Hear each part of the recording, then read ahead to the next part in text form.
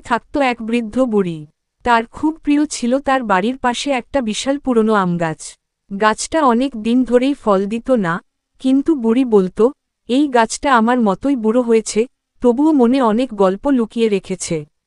পাশের বাড়ির ছেলেপুলে বলতো, বুড়ি মা, এই গাছ কেটে ফেলেন, কোন কাজেই আসে না। বুড়ি বলতো, না না, গাছটা আমার কথা শোনে, একদিন আবার আম দেবে।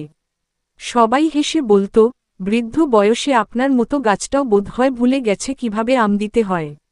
একদিন রাতে বুড়ি গাছের নিচে বসে বলল, ও গাছ রে, একটা আম দে, না হয় মিছে কথা বলা বুড়ি বলবে সবাই।